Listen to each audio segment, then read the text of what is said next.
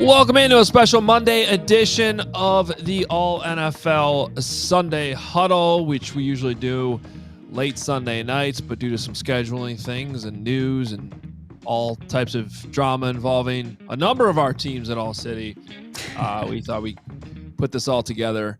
Monday is noon Central, where I am in Chicago. It is 1 o'clock in Philly, where our guy Jamie Lynch joins us for the first time on this show. Jamie, awesome to have you on here. Yeah, awesome. I've been watching the show myself from home sometimes. It's a really cool thing you guys are doing, so honored to be here. Yeah, great to have you. And, of course, our guy Brack out in Phoenix. Both of your guys' teams rolling right now. Complete opposite situation, Bo, than what's going on with the Bears.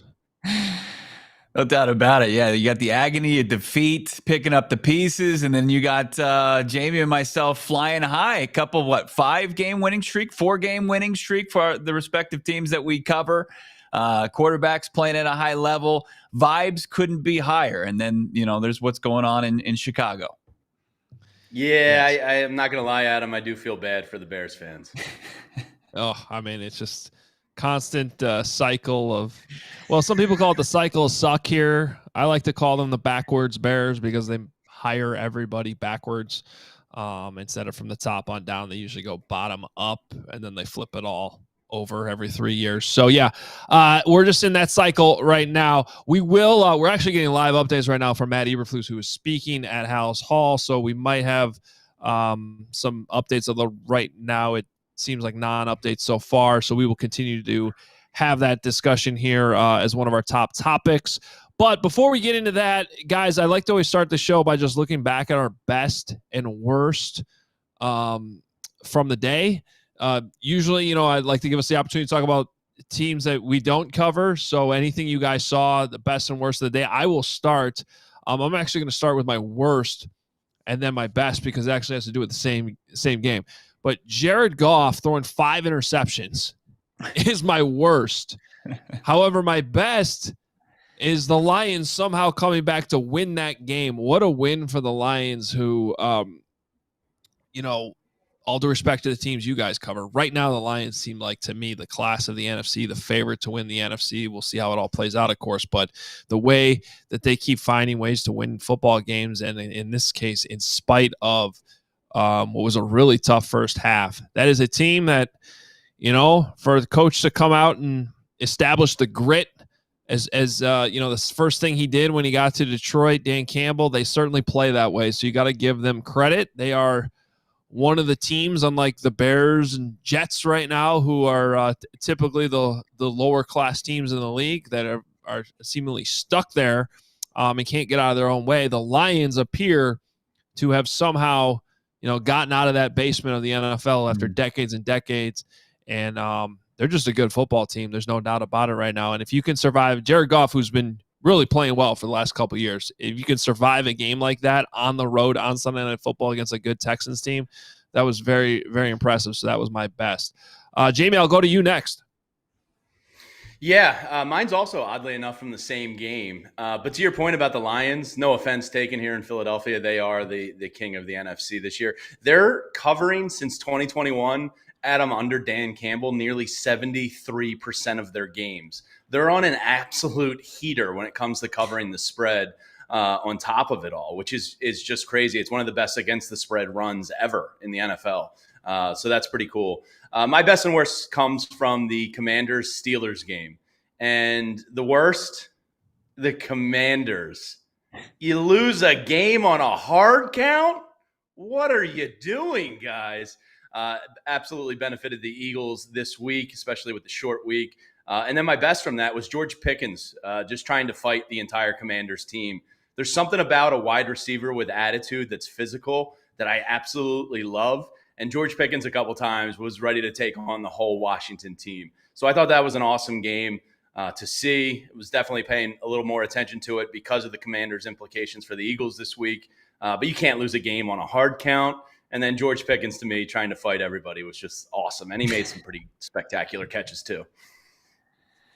You know, everything that Hoge said about the Lions game, I think you can kind of apply it to the Chiefs win. And I want to come and pick up our friends over at DMVR after a brutal loss to the Chiefs. The Chiefs find a way again, this time blocking a field goal in the final second to run off against the Broncos, who were spectacular on defense. Another pedestrian performance from Mahomes.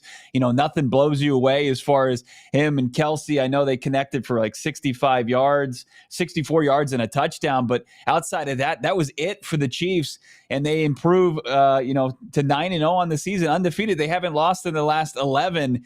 They, like the Lions, find a way. I saw also, Hoge, that Goff is 7-0 in games that he's thrown 4 or more interceptions, which is an unbelievable stat. That he hasn't just torpedoed his team's chances of winning any of those games. But yeah, the Chiefs sneaking that one out, finding a different way to win a football game. And then I'll add this on, one last little extra here is the NFC South. Nobody wants to win this division. The Falcons have an opportunity to kind of gain some ground on the Bucs, and they, their field goal kicker, what he missed 3-4 field goals in that, and the Falcons lose, and the Bucs lose a tough one against the 49ers, which would have helped the Arizona Cardinals out. But another tough luck loss for the Bucs and the NFC South. The Falcons just a tight 2-game lead there. Well, that was going to be an honorable mention for my worst. Deebo Samuel losing his mind on the long snapper and kind of accidentally swiping Jake Moody at the same time. And it seemed like he was probably more mad at Moody for just missing the kicks. That was crazy. But, they found a way to win. And I actually liked how Kyle Shanahan, honestly, Deebo and Jake Moody all handled it after the game, basically chalking up to brothers just fighting. And Kyle Shanahan said they'd squash it on the plane home and love each other again tomorrow. So I thought that was all handled pretty well, but a huge win for the 49ers, who and honestly, that was, both of those teams really needed that game. So a lot of those noon games are really good, that early window. But one of the games that was not is where we're going to start, because we are getting some live updates from the Bears right now.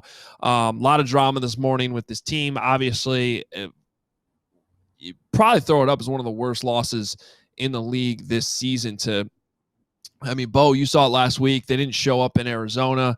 Now, the way the Cardinals have been playing, you wanted to give them credit, too, for that. And obviously, it was a great win for them. In this situation this week against the Patriots, who are just a bad team, who did not have a lot of talent on their roster, to come back home, where the Bears had actually not lost a game at home in 13 months, believe it or not, and to only get 3 points. We're in full-blown crisis mode this morning with the Bears.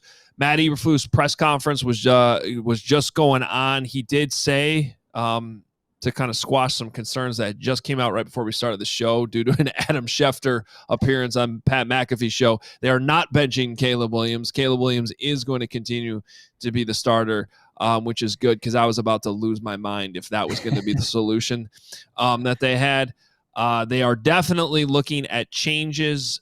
We have this update right now on our CHGO Bears Twitter account. Matt Eberflus said there will be changes and adjustments being made, but the Bears head coach did not go into the exact details of those changes. I think, guys, at a minimum, we're going to see a different play caller.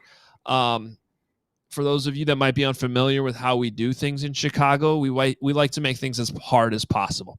We cannot just come out like the Raiders did last Sunday night and be like, Luke Getsy is fired. This is going to be some Shane Waldron will be reassigned to passing game coordinator or something, and someone else will take over the play calling duties. This is just how they got to do it in Chicago. It's rare for them to even make a move like this in the middle of the season. And caught in the middle of it. And this is where I'm really curious about your guys' perspective on this. Appears to be Caleb Williams, who, Jamie, I don't know if we've heard your thoughts on Caleb so far. I know most of the guys on the show that we've talked to this season, and it's been reassuring for those of us in Chicago, like Caleb Williams, think he's going to be really good despite everything going on. Our fear right now in Chicago is that the Bears are doing what they do and they're just ruining another young quarterback. But in this case, Caleb Williams seems way more talented than the past ones that have been here. Yeah, you can fill me in a little more on the offensive line performance, but the last 25, 30 years in Philadelphia, we've been spoiled from the Andy Reid philosophical approach of there's no point in getting a young quarterback in this league if you can't protect him. And from the little I've seen of Caleb this year, you can see the talent is there, but the guy's under duress, it's seemingly every play. So it's interesting to me that not just the Bears, but, all teams, Bryce Young in particular, he actually only took 1 sack this weekend versus the Giants. But all teams that have rookie quarterbacks aren't investing the prior 2 years in high draft picks of offensive linemen, aren't signing top of the market guys.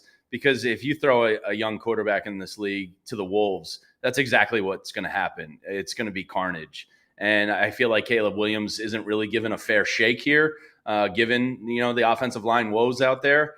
I almost feel bad for the guy in a weird way. DJ Moore seemingly is half quitting on plays. That Hail Mary really seems to have broken them. And they just seem like a poorly coached team. And I'm shocked as an outsider that Eberflus is still there because, it's not a small sample size anymore.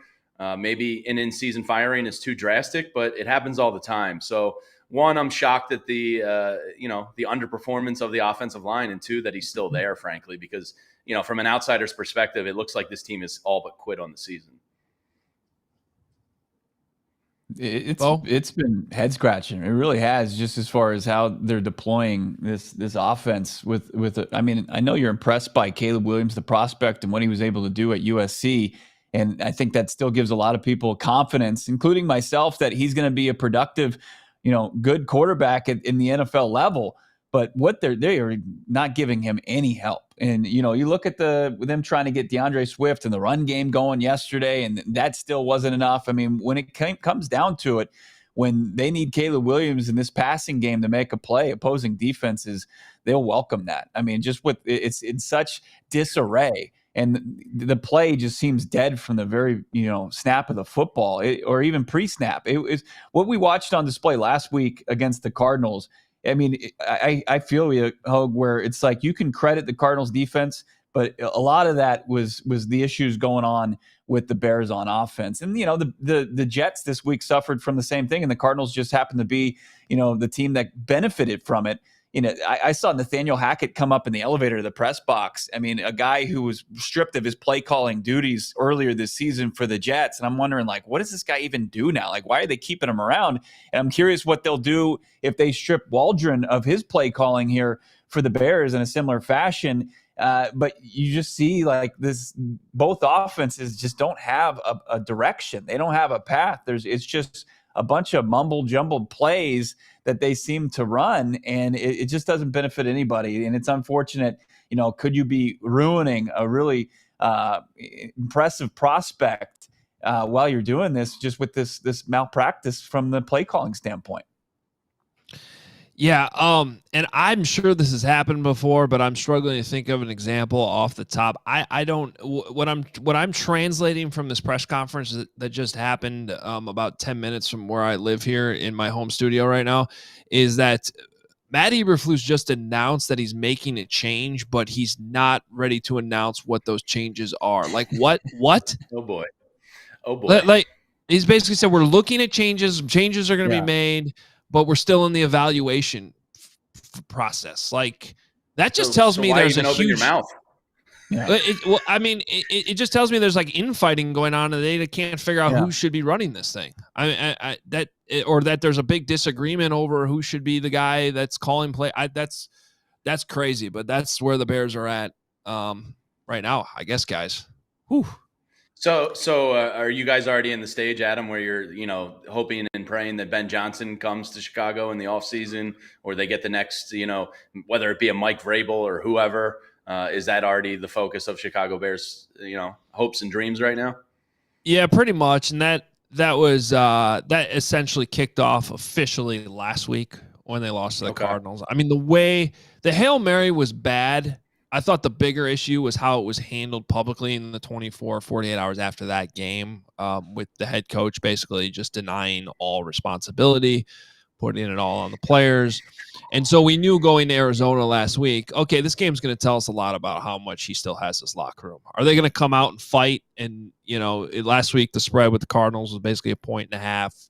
Could have gone either way, it felt like, during the week. By the time we got to kickoff, when you looked at the injury report, when you looked at the mood of that team, there was a really bad feeling. And that's how it played out on the field. And the Cardinals just killed them. And so at that point, it was like, all right, this thing's pretty much done.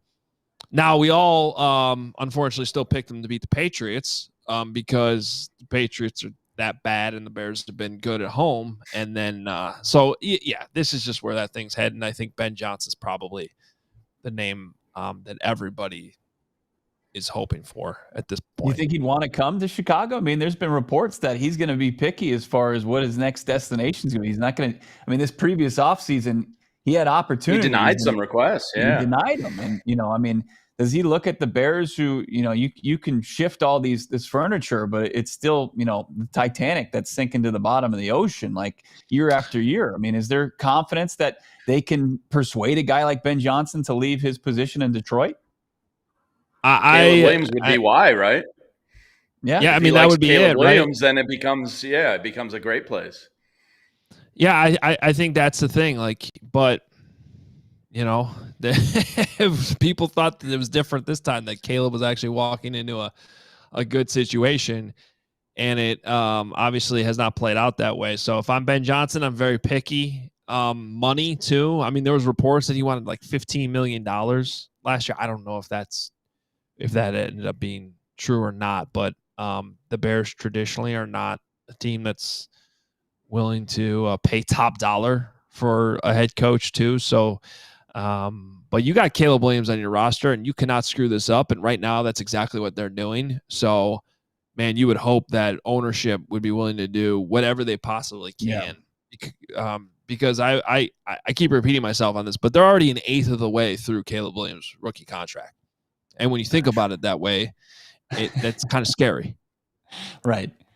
Yeah. I mean, next thing you know, he's finishing year 3 and he's going to be commanding going into that offseason, that mega money extension that we see, with these rookie quarterback contracts. I think, it's important to recognize, though, not always are the top trendy coordinators, the right answer. I mean, they're the top candidates, no doubt about it, because what they've done on their resume. But then you see what's going on here in the desert. Jonathan Gannon wasn't a lot of teams' first choice as far as the coaching carousel, in the 2023 offseason. I think the biggest thing here, Hoge, in my opinion, is, Ryan Poles is going to have to be an evaluator of who's going to be the next leader of men that they can bring into that locker room. You can find a guy that can do the X's and O's fine. Like Eberflus was great as far as, the defensive side of the football and what he had done, before coming to Chicago. But we're seeing that there's a disconnect as far as his ability to lead and hold his players accountable and his coaching staff accountable. So I think that's going to be the biggest thing. Can Poles identify,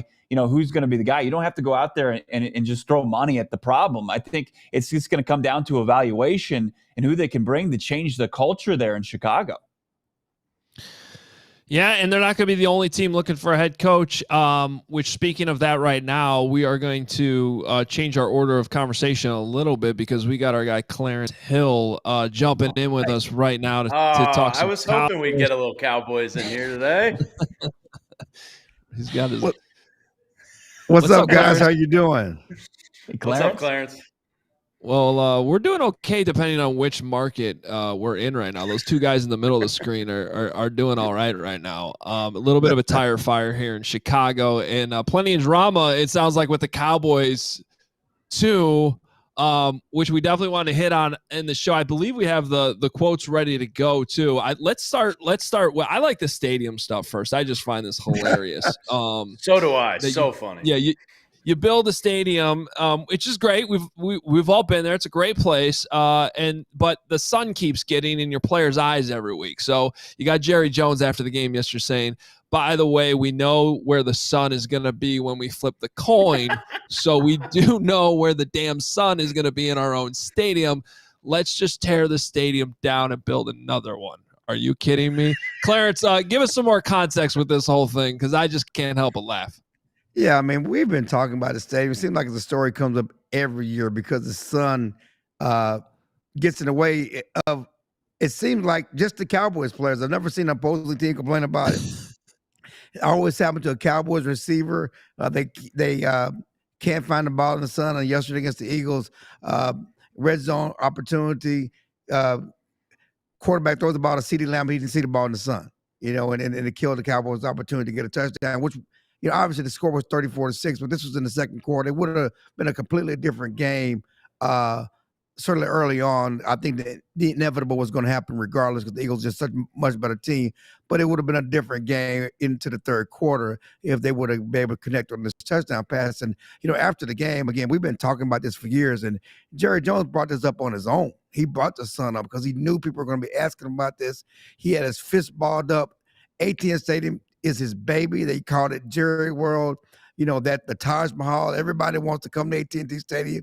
He does not want you talking about his baby, and certainly he was ready with all the questions. He's stubborn when it comes to curtains at the stadium. Understand this. They put curtains up for concerts. They put curtains up for WWE when they do their big events here. But for football games, Jerry Jones refuses to put a curtain up to block out the sun. And again, it's only hurt his team, his players. CeeDee Lamb said yesterday that the sun was a problem. He 1,000% wants them to put curtains up. Jerry Jones is against it. You saw the great quote about, let's just tear the stadium down. He said, we know where the sun is. We also know where the moon is. Everybody knows this before the game. So he's really upset with the questions about his baby.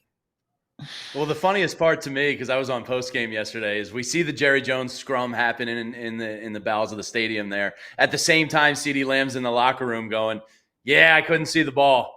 And Jerry's making it, like, this isn't something we complain about. And his star wide receiver is going, yeah, I couldn't catch the touchdown because I was blinded by the light. So that was very funny. Clarence, to your point, though, I do think maybe Jalen Hurts in the first half there was taking some kind of coverage sacks. And I do wonder how much that sun was in his eyes. Now, they're a winning organization. They're not going to come out and blame something like that. That's my little dig at the Cowboys. But I do wonder if that sun was blinding him a little bit downfield. Come on, man. The Cowboys have been bad, okay? They're having a bad season. But DeMarvion Overshawn was on his butt, okay? That has nothing to do with a coverage sack, okay? Micah Parsons came back from missing 4 games, had 2 sacks, running them down. Nothing to do. He's going to look good in an Eagles uniform in next season. They're already bad, but no, those were not coverage sacks. That's what the Cowboys play well. And that's the frustrating thing about it, is because the defense did play well early on, and the offense showed nothing. Cooper Rush was awful. How do you pass for 45 yards on 23 attempts? He's quite bad. He's quite bad. They continue to have red zone woes. But yeah, the defense played well in the first. It had nothing to do with the sun. It had to do with Marvion Overshawn and those guys really playing above their heads and just giving the offense a chance. And the Cowboys had 5 turnovers, 49 passing yards for the day. That was the problem, more so in the sun and the curtains. And they're a bad football team right now. Too many turnovers, and that's been a problem all season. But come on, give the defense credit a little bit. Just a little bit now. Come on. Chalking that up to the sun. Jerry Jones sounded like my high school baseball coach when I missed that fly ball. But Clarence, what is the move with the quarterback going forward? Because they bring in Trey Lance to end that game. Are they going to give him an opportunity, or are they going to go back to Cooper Rush? I think at some point he will get that opportunity. I don't know if it happens this week. I know when we talked to Mike McCarthy last night, he said there was something to be evaluated today. Understand this. Cooper Rush before yesterday was 5-1 as a starter in place of Dak Prescott. So there was a little cachet there. There was a little confidence there because of what he's done. But this is not that team. This is not those teams. This team does not play good defense. They don't run the ball well. Their offensive line is horrible. Things that Cooper Rush needs, because he's more of a bus driving type quarterback. Don't make mistakes, make some decent third down throws, but this team needs a plus player quarterback to get something done and somebody to add something. Trey Lance, 3rd overall pick of the 49ers, certainly the Cowboys famously traded for him last year for a 4th round pick, and he's yet to start a game. Really, yesterday was the first time he was ever played in the game. They need to find out about him. They didn't pick up his 5th-year option, so this is the last year of his contract. You need to decide whether you want to bring Trey Lance back and continue to develop him to be a backup quarterback for next year, or at least maybe he can play well and somebody signs him as a free agent and you get a compensatory pick. But you need to, at some point, find out about Trey Lance, whether it happens this week or the next couple of weeks. I think Trey Lance will end the season as a Cowboys quarterback. Yeah, it seems like they're at that point right now. Legend covering the Cowboys, Clarence Hill, joining us right now. And we got to talk about Micah Parsons' comments, too. I saw these last night. I had to do a double take. I was like, wait a minute. Is this one of those fake accounts? Is this one of those AI-generated videos that's going around right now? He said the question was about, I don't even remember what the question was. Clarence, I'll let you clean it all up. But he said Mike McCarthy can leave and go wherever he wants. Guys I kind of feel bad for are guys like Zack Baun and guys who might be on their last year or on their way out, because that's who I wanted to hold the trophy for. You want to win games and do great things with those types of legends who put in more time and work than Mike McCarthy ever did. Those are the kind of guys that I have so much sympathy and hurt for.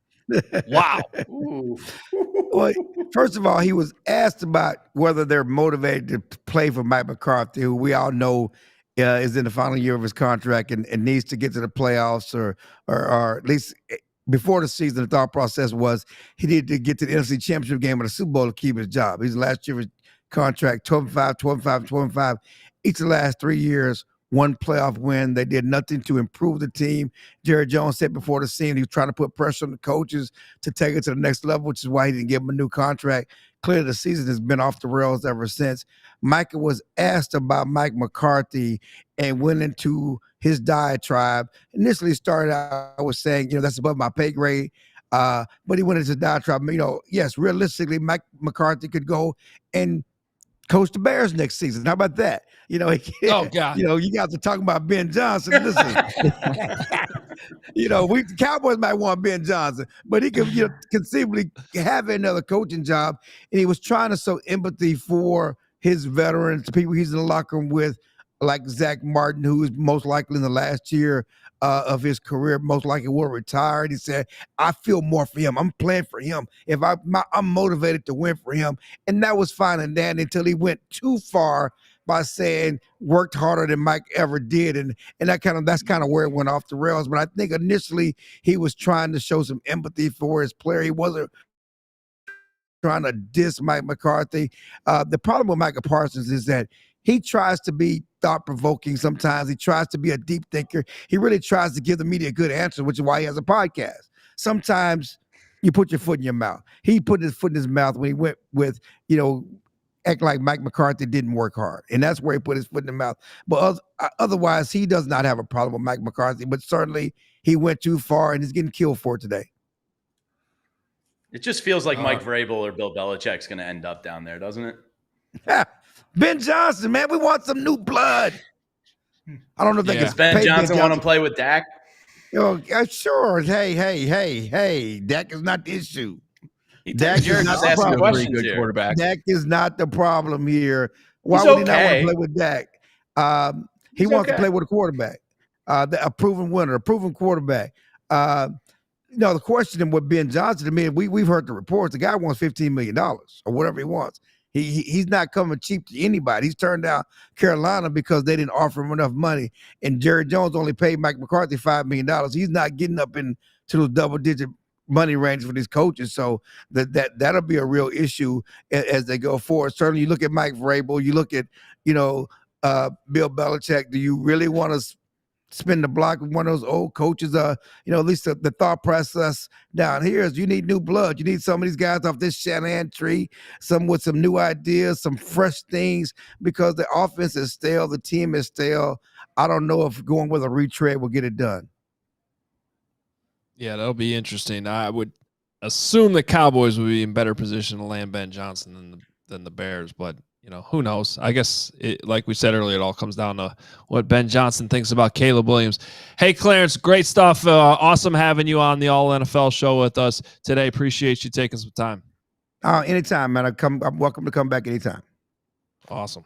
See you, Clarence. He's got the hook I'm going to. Love it. Mm-hmm. There it is. There it is. All right, guys, let's get to your teams. Some of the better situations in our All City family right now. I guess because we were just talking about the Cowboys, we should stick with the Eagles here. I feel bad, Bo. For the record, Bo, I wanted to talk Cardinals first. And then the press conference happened, and so I'm not doing this intentionally. The Cardinals deserve their due. And it should not be disrespected. But since the Eagles did play the Cowboys, Jamie, give us the Eagles side of this game yesterday. It was close for a while. In fact, when I went back and because we were all busy with our stuff yesterday, when I went back and combed through this game and watched the highlights, I was like, well, man, that play that's getting all this attention with the sunlight is getting that attention because the Cowboys were about to take the lead late in the first half, and it legitimately was a big play. Now, I agree with Clarence. I think it probably would have ended up going the way it went anyway. But things are seemingly better in Eagles land right now than they were maybe a month and a half ago. Yeah, the Eagles defense is kind of the story of town here. They now haven't allowed a touchdown in 3 of their last 5 games. Ever since they came out of the bye, they implemented rookie Cooper DeJean from Iowa into that kind of nickel package to take over for Avonte Maddox, who probably has lost a step due to some injuries over time building up. But the defense is kind of the story of it here. Jalen Hurts has cleaned up his turnover issue, which he had before the bye. Had one yesterday, but that was a hell of a play to Diggs. Probably should have gotten the throw off a little bit earlier. But you're exactly right, Adam. I was sitting there yesterday with a group of diehards, and it was 7-6, and the Eagles were absolutely dominating the game. They were getting turnovers in the red zone, and they just weren't taking advantage of it. And they were only up 7-6, and it's almost a situation where you're losing, and then the Eagles scored before half, and then that was pretty much it. It was the kill shot to the Cowboys. They came out in the second half and just controlled the game. The defense is viable. And, they're second in the NFL now in points per game, only behind the Chargers. So, the turnaround they had basically no turnovers the first 4 weeks of the year. And I think they have 12 in the last 5 games. So the turnovers have started to come in bunches. The secondary play between their first-round pick, Quinyon Mitchell out of Toledo, and Cooper DeJean, who they got from Iowa in the second round, this is shaping up to be an A++ draft because at the end of last year, the big problem was the secondary. You had James Bradbury, who was on his last legs. You had a couple older guys, and the Eagles knew they had to address it, and they went out and addressed it with their top 2 draft picks. And it really is kind of the story of the year right now, how good this Vic Fangio defense is playing. Now, part of it is there was one good quarterback in the mix. In fairness, there was a Cooper Rush in there. There was a Daniel Jones, or not a Daniel Jones in there. There were some really bad quarterbacks in there. Yeah. They did handle Joe Burrow. So, this Thursday on the short week versus Jaden Daniels, that's a huge test for them. But the defense has really got this town kind of excited. But Jamie, Bo, real quick, I'll jump in on this just because we had Vic in Chicago here, and he was, first of all, a joy to cover. I just loved how blatantly honest he was. Even in press conferences, he's a throwback. But you know what? To be honest, we live in such a NFL media world right now where so many coaches are so paranoid about the feelings of their players at all times that they're so afraid to say anything that's gonna, get anybody upset. And Vic just doesn't give a shit. He's just like, like you didn't play well. He's got to be better. He can't do that. And he's not disrespectful about it at all. He's just saying what's obvious. And I always respected that. But most importantly, dude, his defenses are just good wherever he goes. The scheme works. It doesn't really. In one of the great things about the NFL is how things are cyclical and teams figure out certain schemes and they learn how to beat them over time. And Vic, it doesn't really matter where he goes. It works. So if there was one constant I thought the Eagles had this year, maybe it wasn't going to be immediate. But to your point, Jamie, I'm just not surprised at all to see this thing start to come around. There's too much talent on that defense. They've obviously hit on some really good draft picks. My feelings on Jalen Carter well documented. I wanted the Bears to draft him, and they didn't. They gave him to the Eagles instead. They got a punter out of it, so good for them. But being pulled, baby. Yeah, it's not surprising to see this Eagles defense come around, is my point, because he's just too good of a coordinator. And to throw more flowers at Vic Fangio here, one of the moves, Eagles have a history of ignoring the linebacker position. They don't invest heavily in it. They don't draft highly with it. They just believe that, the defense, they're built like kind of opposite, from the trenches out. Secondary linebacker can be ignored. Vic Fangio went out and got Zack Baun, a guy who hadn't really played a full-time linebacker position before. And he staked his claim and said, this is the guy I wanted. So much so that they let Devin White go this season. And Zack Baun and Nakobe Dean are getting better by the week. And Zack Baun is flying around. He's aggressive. He's blitzing. He's doing well in coverage. So Vic Fangio, the GM, really kind of hit a home run there with Zack Baun. Yeah, I think the next 3 weeks are going to be huge, tests for the Eagles. I mean, you talk about the quarterbacks that they've faced in the last couple of weeks, and they took care of business. Credit to them doing so. But Jaden Daniels on a short week, as you mentioned, and then back-to-back road games. You go against a revamped Rams offense. Matthew Stafford and his receivers are back, and they look like they did last season, and they've kind of refound it. And then on the road against the Ravens. I mean, those are going to be 3 huge tests for this defense to continue to roll. So I'm interested to see how that pans out. And then, a little bit of a reprieve there with the Panthers, and then the Steelers right back at it, who looked good against the Who are Commanders. no joke now. Yeah. I mean, Russell look, Wilson's kind of back, I guess. I guess. I mean, he was able to win that game, in pretty impressive fashion, the way they did, going back and forth with the Commanders. So yeah, I can't wait to see starting this week, how or if the Eagles are for real. But they've done a good job taking advantage of some of these down teams. Same thing with the team I covered, the Cardinals. Yeah, and we're very familiar with Jonathan Gannon here in Philly. You love him. This is a huge. Yeah, for the most part, I did. I mean, he had an NFL record in sacks. How do you not like a defensive coordinator that got you 73 sacks one year?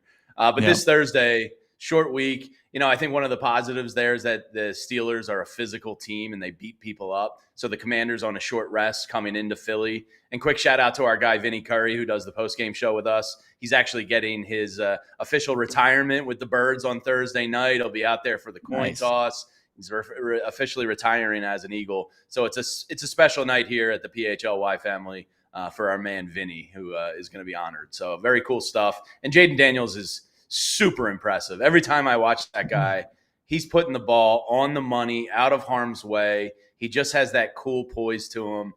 This is going to be a great game on Thursday.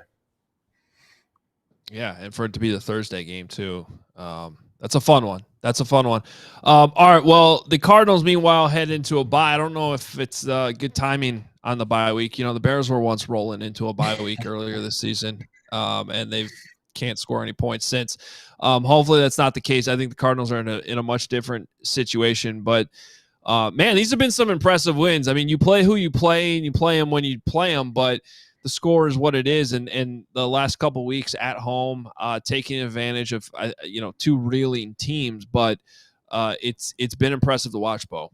Yeah, it really has. I mean, as far as the wins that they've had in back-to-back weeks against 2 kind of slumping franchises in the Bears and the Jets, respectively, like very impressive. And you understand, like you know the context here as far as the struggles that the Bears have had offensively, and then the Jets have just been a dumpster fire, from start to finish so far this season. But if it wasn't on the heels, though, of the team getting some pretty dramatic comeback victories before that. I mean, before they took on the Bears, they were in Miami and storming back past a Tua-led, Dolphins team, a fourth quarter comeback from Kyler and crew against, at the time, the top passing defense in the league, led by Jalen Ramsey, that Kyler Murray throws for 307 yards against and really finds his connection with Marvin Harrison Jr. And then, the previous week, you got a win over, a pretty solid Chargers team. I think that they made a pretty good statement this week, pushing their record to 6-3. The Cardinals win a Monday Night Football game in the fourth quarter in walk-off fashion. And they had a good road win before that against the San Francisco 49ers, where they came back and hit a field goal in the final seconds of that game. So if they didn't have that, if they didn't have those on the resume, then you look at these previous 2 games and say, okay, the jury's still out. But I think that this is a really rock solid team. And talking to Jamie and the work that JG did there on the defensive side for the Eagles before coming over here, he's changed the culture completely. And I think that there would be some concern for some teams going in the bye week, but this team, talking to Kyler Murray after the game yesterday, they're going to remain focused. Like their mind's on football, even though they've got the week off, in week 11, the NFL season. And then as far as the coaches, the leaders on the team, they're not going to let people kind of lose their focus going into this thing and be ready for the Seahawks with a path, potentially to 7-4 and to continue strengthening their hold on the NFC West, atop the NFC West standings. So it starts with the leadership of this team. Kyler Murray, guys, just continues to change the narrative around him. The Call of Duty jokes, they're not even going to fit any longer. They're not funny. I was just going to make one. I was going to give him a bow. I was going to give him a flat. You'll get crickets. Well, no, credit to him. I mean, Call of Duty was released 2 weeks ago, and he went out there and got a W. He showed up. It wasn't just a W, though. I mean, this is a guy he missed his first pass to Michael Wilson and then went 22 for 23 with 17 straight, a franchise record completed. Guy was absolutely dealing yesterday. And Hoge, you saw him against the Bears, and it was pretty pedestrian performance. He could just lean on the run game the entire game. It was more a credit to that. Kyler Murray's got 3 pretty unbelievable performances this year. Week 2 against the Rams, the game against the Dolphins, and then this team, the Jets. I mean, they didn't have a lot to hang their hat on, but they were the second best pass defense in the league coming in this game, and he had no issue cutting them up the entire game. I think Kyler Murray had a statement performance yesterday, 266 through the air, 2 rushing touchdowns, had a passing touchdown, a beautiful drop in the bucket to Marvin Harrison Jr. He used the complete package and continues to kind of keep the naysayers quiet, going into this bye week. Yeah, but I mean, that was the Marvin fans in Philly. No, he's one of ours, so you always cheer for the hometown guy, right? Yep. Look, the only thing I was, at all still skeptical about a little bit leaving Arizona last week was the fact that Kyler didn't do much against the Bears, but I kind of felt like he didn't need to. That was more like the Bears' run defense couldn't stop anything. They just kept feeding James Conner, and that was that. So to have him follow it up yesterday, in a game where Aaron Rodgers is quarterbacking the other team, and to play like he did, I think that was impressive. Now my question, Bo, I think the rest of the season to me is it's great. You held the Bears to 9 points, the Jets to 6. The defense was well documented when we talked leading up to the game last week. There's not a lot of huge names. There's Budda Baker, and then it's just kind of like this. It feels like Jonathan Gannon's doing his thing with the rest of the unit. Can they keep not maybe that level of defensive play up, but enough when they start playing some tougher teams here to continue to win football games? Yeah, I think it's fair to be skeptical. I mean, but the performance can continue to change that narrative. I mean, there isn't a ton of talent on this defense. I don't think that's a secret. It was a big question mark going into the season, but now they've got 3 consecutive home games where they've kept the opponents out of the end zone. No touchdowns at State Farm Stadium. And, I think that a lot goes to the credit of Jonathan Gannon, his young defensive coordinator, Nick Rollis, who also exited Philly as their linebackers coach, 31 years old, and he's found a way. It's that bend, don't break mentality. And if this was just going to be the status quo going through the remainder of the season, I'd say, there are some red flags to where the performances probably won't continue. But if they can be good enough and this offense can continue to score around 28 points per game as they've done the last 3 weeks, I think that it's a good recipe for some success.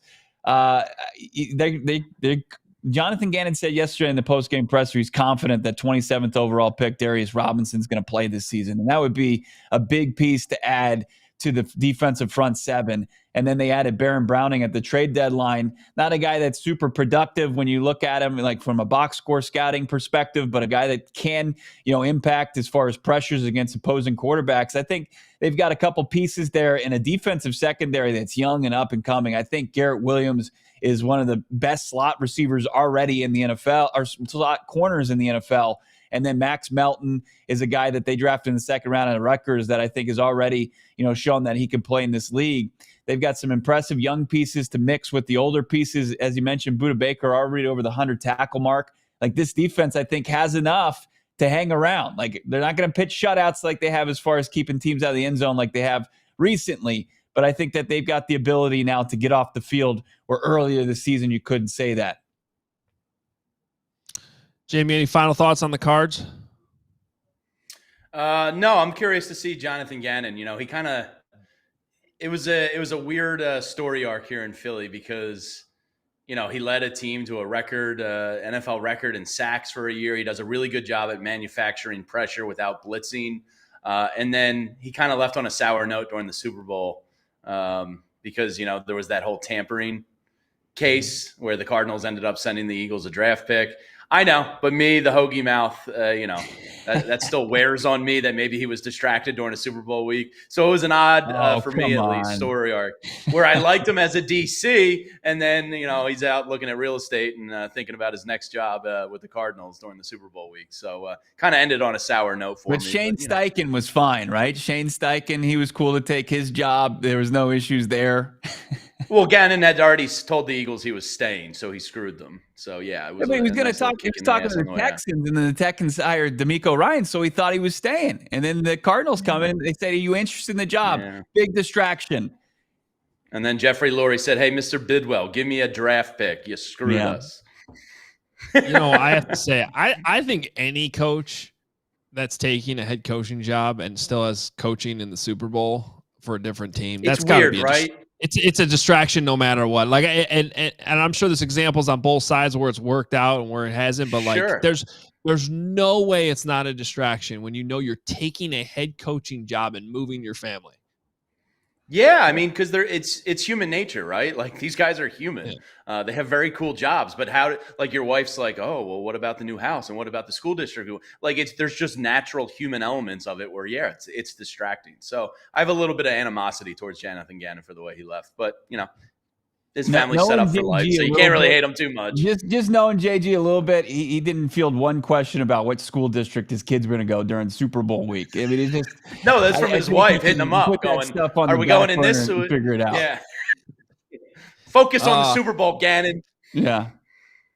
Hey, really quick before we get out of here, let's give our guys at DNVR some love because they were this close to pulling off one of the better wins in the league yesterday of the season, quite frankly. And I actually had this discussion this morning when it comes to, of course, with how Caleb Williams is struggling. There's they should have kept Justin Fields, they should have drafted Jay Daniels, and I'm like, how do you think Caleb Williams would look right now if Sean Payton was his coach? This matters. This matters a lot. And I was not high on Bo Nix. I've said that many times. I'm very impressed with what they're getting out of him right now. And if it wasn't for a very, very well designed and executed field goal block there on the end where they just basically bulldozed the left side of the line, knowing the kick was going to go, over that direction of the center. Dave Tobe's an outstanding special teams coach. He got the best of the Broncos on that play. That was basically a chip shot from 35 yards, and the Broncos would have won that game. So I still think that the Broncos, who, by the way, I have to say, I don't know if I love all of their new uniform combinations, but those road uniforms are sweet. I like them. I think the road unis are solid. So they almost pulled off a huge win yesterday, guys. Yeah, 2 or 3 ain't bad. I mean, the throwbacks are elite, and then you got the road. Yeah. It's just the home needs a little help. Yeah, I don't like them. Yeah, the Chiefs are a really weird story this year. I think they're the first team to win 15 in a row since like 2001. I forget who it was, but it's been a long time. And they seem to go down every first half, and then every second half, the defense keeps them in the game, and Patrick Mahomes pulls the rabbit out of the hat and gets it done again. It's really incredible what they're doing. Denver has a chance to bounce back, though. Falcons, Raiders, Browns, Colts. I mean, they're 5-5. Depends on how you respond to this really tough loss. Yeah, I think with Bo Nix, if you're a Broncos fan, right, this season's kind of a win. You got a good defense. Yeah. You got a quarterback a little bit you believe in. So I guess it's not too bad out there. I think those were the two biggest. I mean, the quarterback was the biggest question going into the season. And I was with Hoge. I saw him play, Nix play in the Senior Bowl, was very unimpressed. And what he was able to do against a really good defense yesterday, especially in the first half, throwing the football, like Bo Nix, I think is changing a lot of the, answering a lot of questions that people had going into his NFL career. I mean, anybody in Denver would have said if they could go 1-1 against the Ravens and Chiefs, you take it. And they were that close. I mean, especially with how it played out in Baltimore last week, to come back and to really, they were in control of that game, it felt like, for the most part. Now, Patrick Mahomes did miss Kelsey wide open. He did miss Xavier Worthy wide open down the sideline too, and just threw a foul ball out of bounds. So maybe that game isn't that close if Mahomes is playing to Mahomes level, but that's kind of been what Mahomes has been most of this season. So if I'm the Broncos, trying to feel good about what they were able to do yesterday, feels like a litmus test game against the Falcons, who are reeling, coming off that loss to the Saints yesterday. And maybe that game next week in Denver will decide a lot about where those two teams are headed the rest of the season, in terms of like which one can really be competitive and push for the playoffs. So that's an interesting, kind of a low-key interesting game next week in Denver. Yeah, I mean, I agree.